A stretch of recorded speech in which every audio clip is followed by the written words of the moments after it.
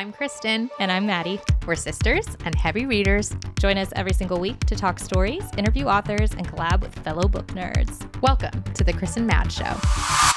Welcome back to the show, you guys. Today we have an episode where we're going to break down the phrase that we use ad nauseum across all of our platforms, and that is that good books will be good forever.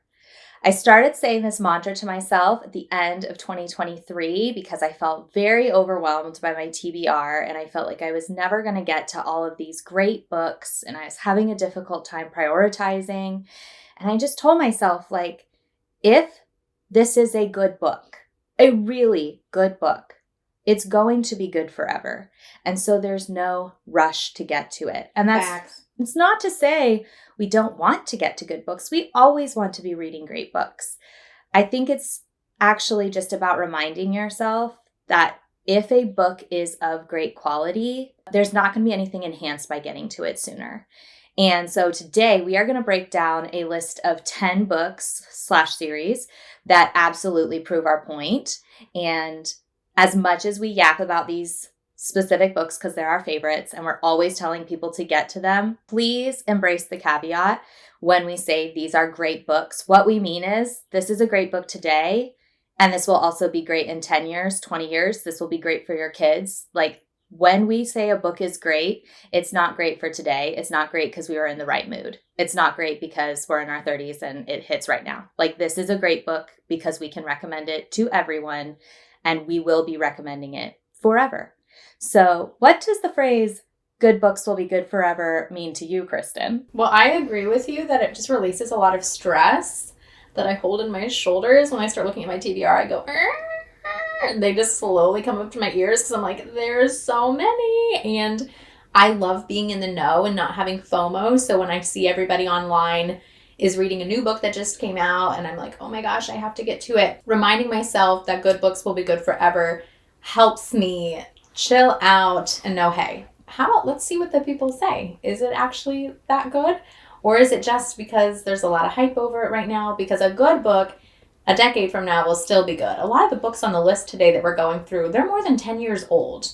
Some of them are way more than that, but they're all I think all of them are more than 10 years old. That was our criteria. The books on this list had to be at least 10 years old and still slapping hard. Still slapping. So I mean, I don't know if you guys are different than Maddie and I, but there's so much book content that's so incredible and people get really passionate about so many books that you can start to have a hard time living with the books you're currently in when you're just thinking about the ones to come. So I hope that this phrase also helps you enjoy in the moment what you are reading. Hopefully you're reading great books and just know that feeling won't end and never come back because there are so many good books.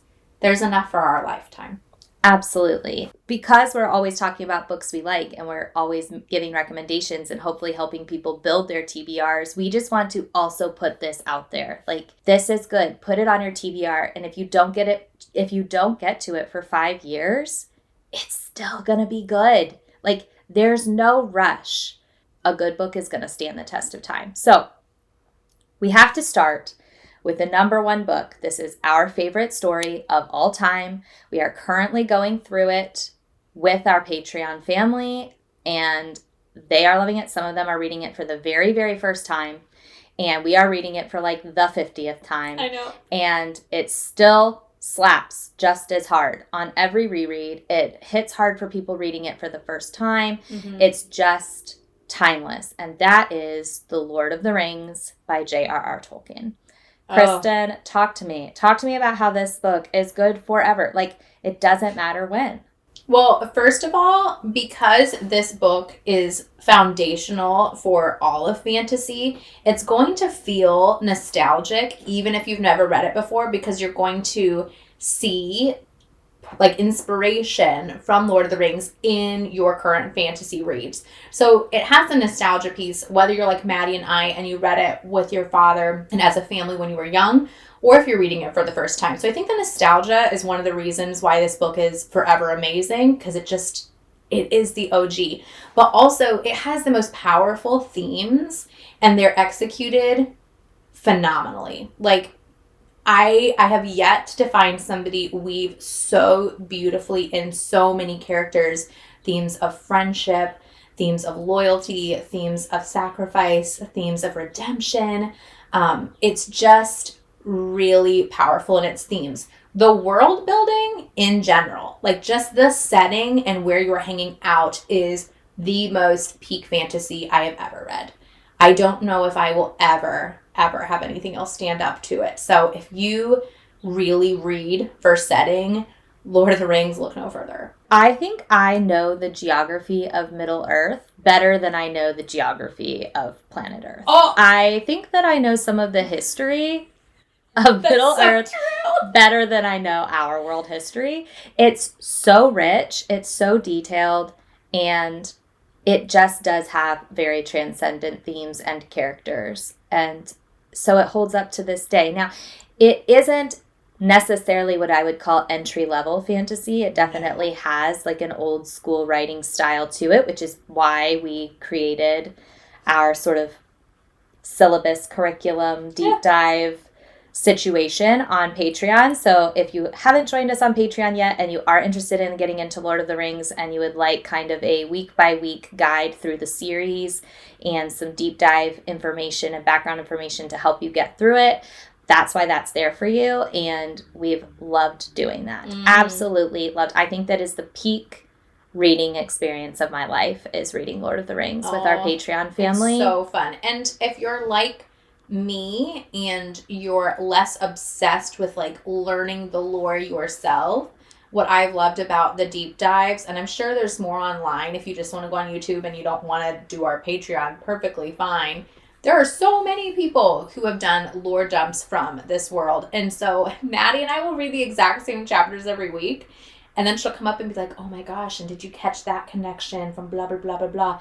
And I'm like, did we read the same book? So just know, like, listen, you don't have to be super analytical to read these books. Other people have done the work for you. I really enjoy somebody giving me the cliff notes. And because this is such a beloved series, it will be good forever. There's so much content online to help you learn how to, like, get through it if you really want to, but you're intimidated. Please don't be intimidated. Read the best series of all time, please. Yeah, get to it when you're in the mood for it, when you're ready for it. Know it's going to be great. And then, yeah, if you want help or support along the way, there's our stuff, there's other stuff, but somebody would love to support you through Lord of the Rings because it's so good. Oh, also the movie soundtracks, so epic. Yeah, actually, best book adaptation ever I've ever seen. I mean, Dune comes close, but yes. Dune comes close, but I'm sorry. Lord of the Rings takes the cake still. So that leads us into number 2, which is Dune by Frank Herbert. Woo, woo, woo, woo. And as Lord of the Rings is to fantasy, I would say Dune is to science fiction. I feel like Dune, for me, is the OG, and it's so foundational and inspirational to things like Star Wars, which I think is more what people consider to be foundational science fiction. It's just our world politics played out on a more galactic scale, and our economic principles played off on a galactic scale. But what I love about Dune and why it feels more transitional for fantasy readers to get into sci-fi is that it is a feudal system. So it has like lords and gentry and an emperor. And so it feels very medieval in its politics, even though it's, you know, spaceships and galactic armies and mining for a resource that the Empire can use, but it's like very political in a fantasy type way. And it's a coming of age story, and it's so rich in its history and lore, and I just really, really like the characters in Dune. I did a reread last year. I actually have a free reading guide available right on our link tree if you want help getting through Dune. She's so generous. Because these are beloved stories for a reason, and for us they are the epitome of a good book is good forever. Still slapping so hard today, but I do know these older books can be a little bit hard stylistically to get into, so that's why we like to do guides and read-alongs and to get people into them, because we've talked about this before, but I think the way that we got into some of these older stories as kids was because our dad was like our guide. Exactly. No, and I think that I would have never picked up Dune if it wasn't for Dad's obsession. Like, you read it so many times. What did he say, like 5 times before he was 18 or something? No, he just, when he likes something, man, he really leans in. And I think I was 15 when I read Dune, and he went through, every time I'd be done reading, he'd ask me what just happened. He's so great because I think he's just wanting to yap, which I'm sure he is, but also he's wanting to make sure I'm understanding. So he'd say, what just happened? Okay, did you catch that this happened? And he just had read it so many times that he knew exactly what was happening when.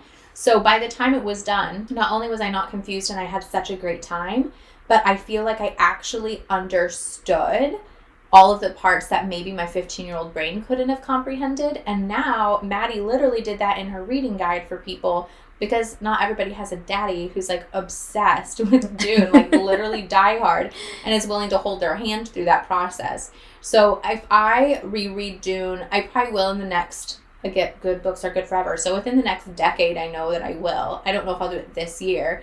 But when I do, I'm so excited for Maddie's Dune reading guide, because what's fun is she put in visuals from the movie, and there wasn't really a good adaptation when we were young. So it was all in my mind, and seeing them put it on screen was really, really cool, because we have these descriptions in the book, but I think they really tried to follow it closely. Oh, I think think the adaptation. it's quite faithful, and Yeah. I loved seeing We went as a family to watch both part 1 and part 2. It was so yes, fun. such a core memory. So that's another one that I really truly believe will be good forever. I would next put forth Ender's Game by Orson Scott Card. And this is also written quite a while ago, but this is a sci-fi that I think is approachable by a younger audience. So we could have read this a lot younger than we did, but we also read it as adults and really enjoyed it, which I think is weird since it's about a child. But it's about a protege who ends up at the Space Academy, where he trains in space combat because Earth is imminently going to be under invasion by an alien race that has already invaded once, and Earth barely survived. And so the fact that they are coming back, like, has all of humanity arranged in such a way that they are trying to prepare for this inevitable second invasion. And so Andrew Wiggin, the 6-year-old protege, gets called up to, start preparing for this invasion. And it's just such a phenomenal fantasy adventure in space. Yeah, it's so fun. And it's another one that I think, like, anyone can get behind, but I do think this is one where, like, you need someone to be its cheerleader. Like, you need someone to say, this is great, even though it's about a 6-year-old. Yeah, you have to kind of step outside of the normal confines of your reading. It's not going to be the same as everything you've read. I did this one on audio. Me too. On a road trip, I think, with Mom and Dad. I think I want to do a reread with my daughter, because I think, again, this one hits really strong in the themes. So, like, the setting in space is really cool, and we love that in our family. We love a good sci-fi. But by the end, like, the messages that they're trying to put across are actually just... They're kind of complex. I think that's why I can recommend it to adult readers. If you can suspend the unrealisticness of him being 6, like, you really have to buy into the fact that he's a protege. But it's great for kids. It's great for adults. It's great now, as great as it was when it was written. And it, like, there's a reason it keeps getting anniversary editions and keeps getting referenced. And Harrison Ford was in the film adaptation. Yeah. Oh, another great film adaptation, actually. Orson Scott Card is actually, like, a favorite of our dad's. He's constantly recommending them to us, and I think it's because of Ender's Game, if I remember correctly. For sure. It was kind of like his first Orson Scott Card that he was like, I've read a few others from Orson Scott Card, and I would say they're hit or miss. Like, some are just phenomenal, and some are just okay. But Ender's Game, for me, is like a foundational story. We have to jump back because this one predates everything we've said so far, and that is Man's Search for Meaning by Viktor E. Frankl. And I think this maybe was published in the 40s, maybe 50s. Regardless, it's a memoir from Viktor about his time in 4 concentration camps in World War II. Wow. And when I tell you this book is still rewiring people's brains and still helping them face this thing we call life with dignity and some form of self-control and optimism. Mm-hmm. I'm not lying to you. Like, I would still recommend, I think if I had to recommend a book to anyone, reader or not, what genre do you like or not, what age are you or not, obviously I wouldn't recommend this to like children under 10, but like adolescents on, one book, Maddie, to recommend for everyone, I would recommend Man's Search for Meaning by Viktor Frankl. It is such a powerful, helpful human book. I agree. I read this first, so I'm feeling a little cocky over here that I'm like, oh yeah, I recommended a banger to Maddie. But it was recommended to me by someone who said that he's never been the same since. And I take that as like a pretty big recommendation, especially when somebody's not giving me recs, but they know I'm a heavy reader and they're like, you haven't read this book, like it completely changed my life. And that's not being dramatic. It's going to stick with you. It took him a long time to write this work. He literally, before the concentration camps had started this work and these concepts, and he believed that he needed to get through the camps so that he could finish his life's work. Right. Like it was his life's work. Well, and the camps were the biggest test, the biggest litmus test for his work. I mean, it wasn't theoretical anymore. He had to practice it in order to survive. So it's a phenomenal and short read. It's so good. I also just wanted to insert in here while we're talking about good books that will be good forever. I do believe that a quality of all of these books is that they will be as good, if not better, on a reread. Ooh. Good books deserve to be read more than once. They slap multiple times.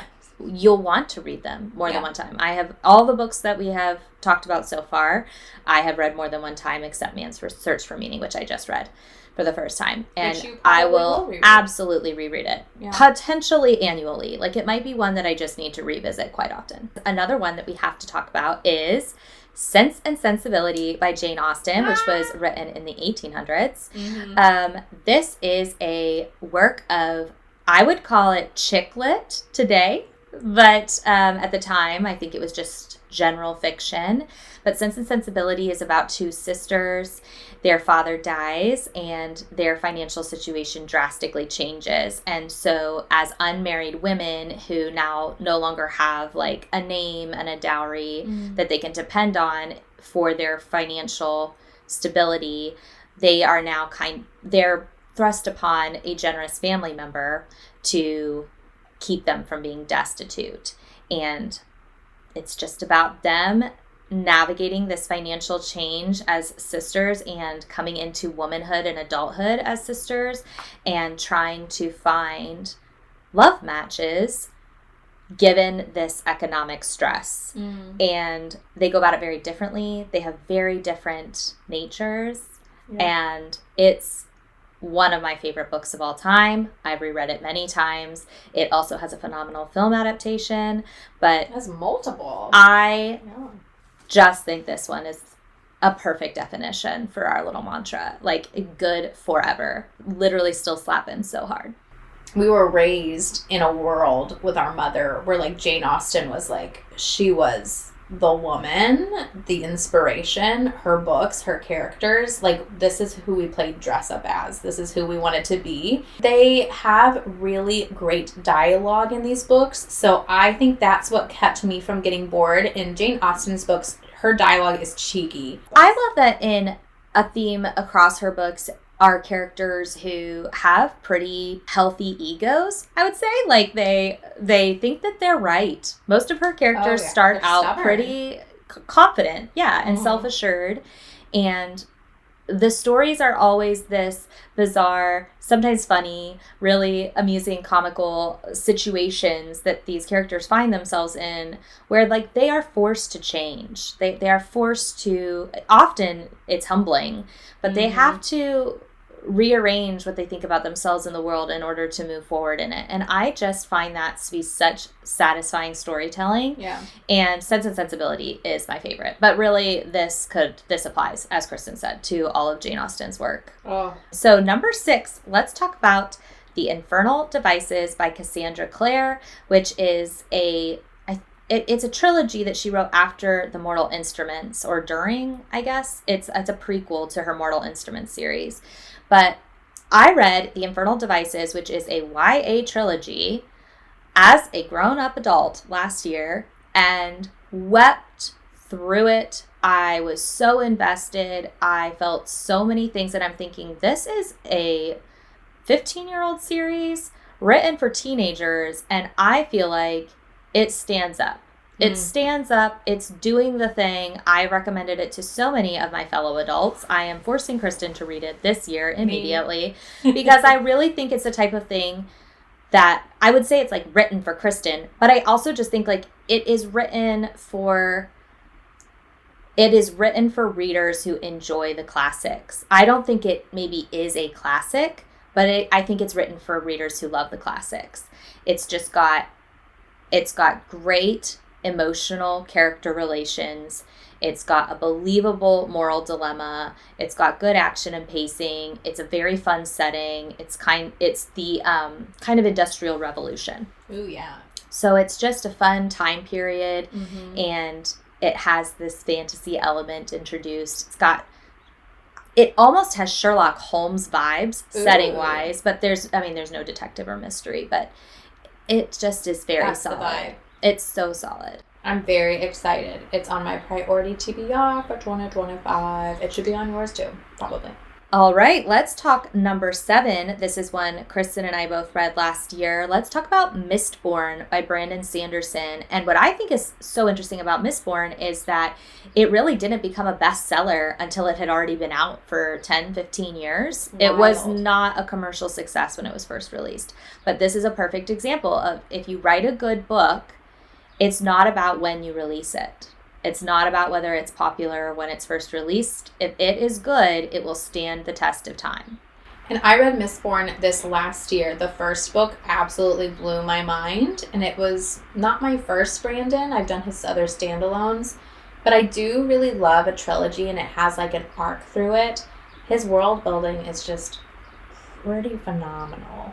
For sure. And his magic systems are bizarre. I don't know what this man takes in the morning with his tea that makes him pump these kinds of pages I out. happen to know he doesn't wake up in the morning. That man starts his day at 11 a.m. at the earliest. So that's what we're all doing wrong. That's why we can't I know. I have literally been so inspired by his sleeping schedule. But anyways. Yeah, that's the one that we want. Damn it, America. Why does school start so early? Why?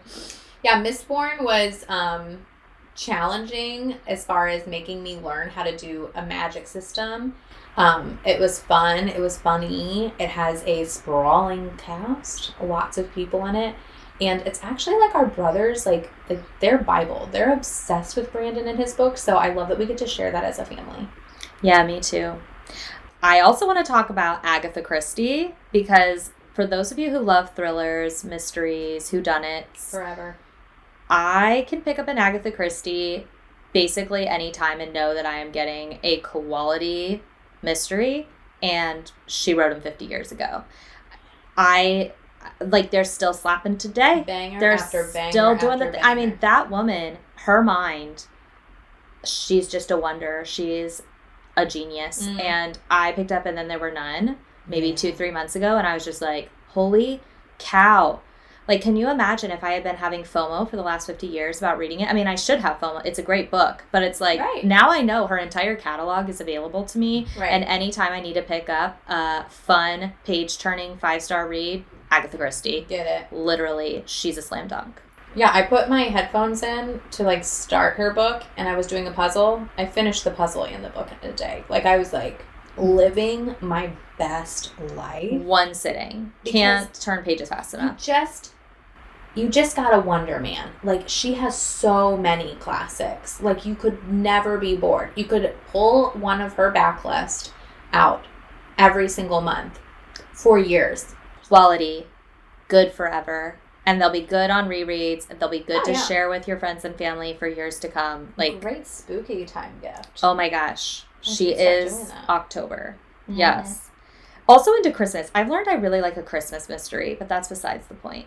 Like, around Christmas time, I'm, like, in the mood for a little whodunit. Yeah. It's, like, cozy time. Number 9 is The Pines Trilogy by Blake Crouch. And we just read this with our Patreon.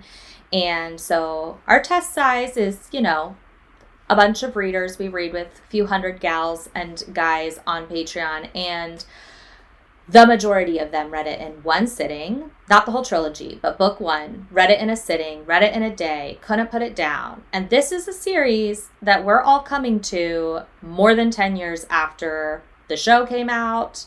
The books have been out. Mm-hmm. Like, it's an old one. It's an old one in terms of, like, modern thrillers. You'd think most of us had read it. No. Nope. But when we tell you... So fun. So fun. Like, could have been written this year. Like, it's got a whole new segment of fans, and they're going to go recommending it to everyone. And I think it's one of those types of stories that just works. It's going to work, I think, for the next few decades. I couldn't read it fast enough. And Blake Crouch is like a huge winner for Maddie and I. He basically only writes great books. But Pines, being a trilogy, his other books I've read are standalones. It was nice getting a little bit more. Like, I hope he does more of these. Maybe he does and I don't know about it, and I need to add them to my TBR immediately. But he knows how to get you, like, psyched out. He's like a magician, and he'll be like, look over here, look over here. And, like, normally I'm like, oh, no, don't look over there. But he gets you looking over here so intensely that when he flips it on you and you look over there, you're like, what the fuck? Like, he just has the ability to shock you, and there's never like a lull where you're like, okay, let's get to it. Like, he knows pacing and when to do his reveals and how to give you just enough to make you be like, just one more page, just one more chapter, so well. And the twists always have really interesting moral dilemma associated. So that. Once you do the twist, you're also just like left reeling. Like, what would you do in the hypothetical? It's like so engaging.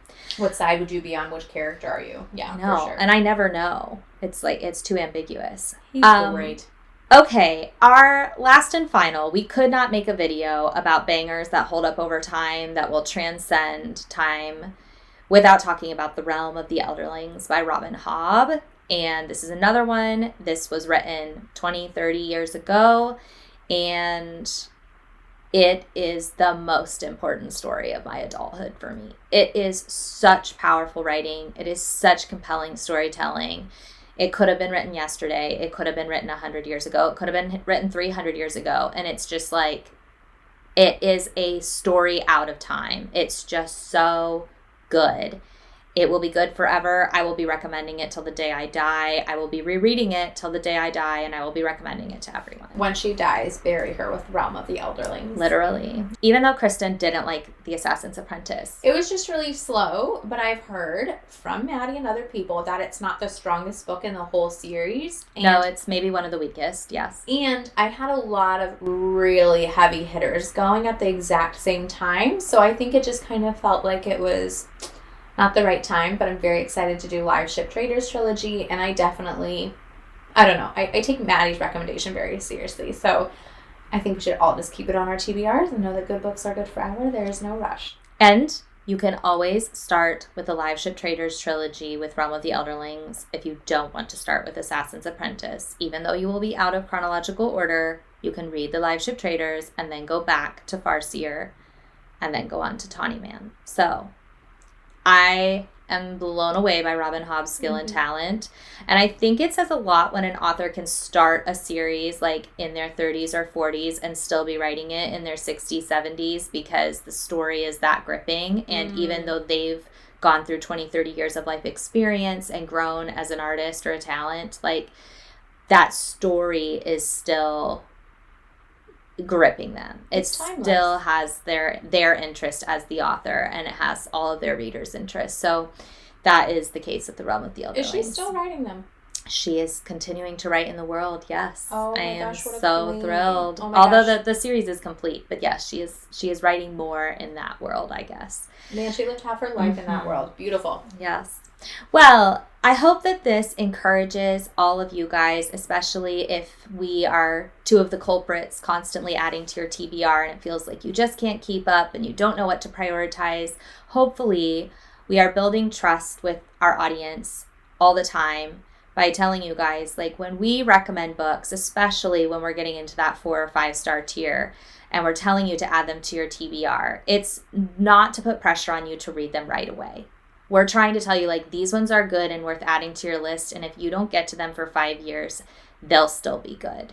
And so don't rush, don't feel pressure, don't feel stressed. Just get excited that there are some great books out there to read for time and time and time, and you do not have to get to them right away. If you had to give us some books that you think will be good forever that we did not mention in this episode, please put them in the comments. Also, if you enjoy our content, like, subscribe, follow, leave a review. All that stuff means so much to us, and we love positive feedback. Well, we love honest feedback, but definitely positive, honest we love feedback. Positive and honest feedback. Thank you guys so much for listening, and we will see you in the next episode. Bye. Bye.